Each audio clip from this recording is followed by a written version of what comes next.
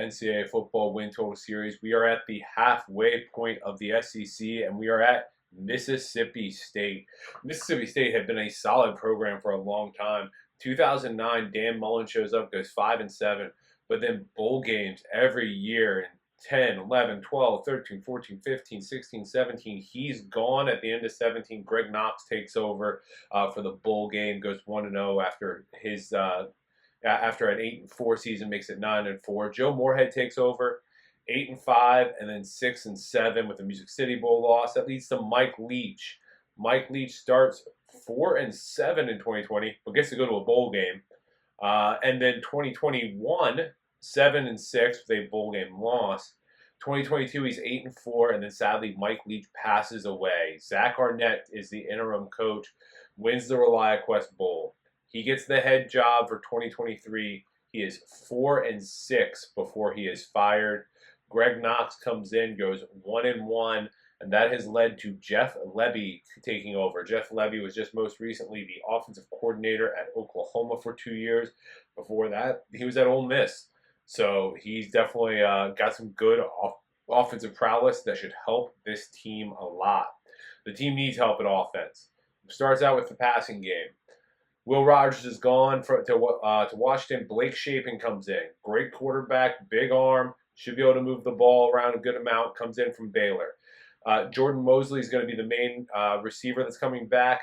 Kelly Akiari comes in from UTEP, and then they have Kevin Coleman coming in from Louisville.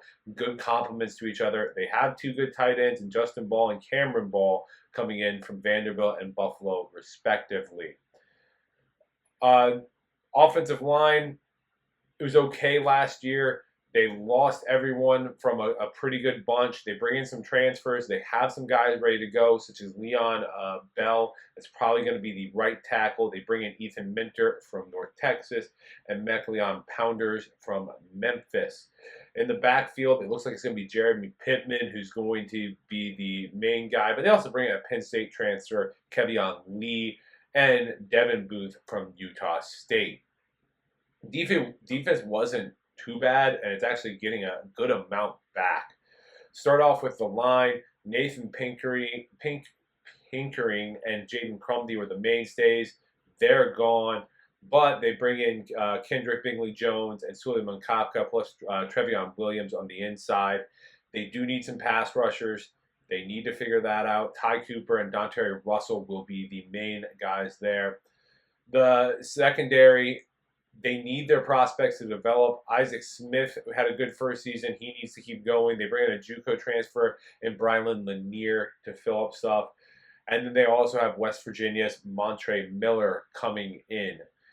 Big thing is the offense has to get working. It was hit and miss, short passes, struggled on third downs. I think Jeff Lebby's going to push the ball downfield a little bit more, and that should be a big help for this offense. The schedule has some not easy, but manageable games early, and then a tough SEC slate. We open August 31st at home against Eastern Kentucky. That should be a win. September 7th, they're at Arizona State. I like Arizona State in the Big 12. I actually had their win total over, but I'm going to lean win for Mississippi State here. September 14th, Toledo at home. I think that's a win. September 21st, they're back at home against Florida. I do think they lose that one. And then September 28th, they hit the road to Texas. I think that's a loss.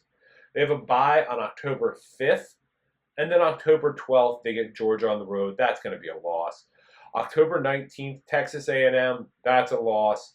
October 26th, they get Arkansas at home. That's a winnable game. I lean loss, but it's definitely winnable. November 2nd, they get UMass at home. That's going to be a win. Then they get Tennessee on the road on November 9th. That's going to be a loss. Then they have a bye, needing 2 wins to get to a bowl. November 23rd, Missouri at home. I lean win in that one. Then November 30th, on the road in the Egg Bowl against Ole Miss. I think they miss a bowl game as they lose that game. Ends up being a 5-7 season for Jeff Lebby is my prediction. Win total sitting at 4 to 4.5 most places. I found a minus 110 on the over 4, and that's going to be our pick. It's sitting at Bet Rivers. It's on the combi book, so Ballybet, Bet Rivers, and that's going to be our pick. Over 4 wins at minus 110. I think 4 and 5 are much more likely than 3. So yeah, we might get a push, but I also think 5 is more likely than 3. So I feel very good about this one. Take the over 4 minus 110. If you like this content, make sure to hit the like button, subscribe to the channel, and we'll see you next time.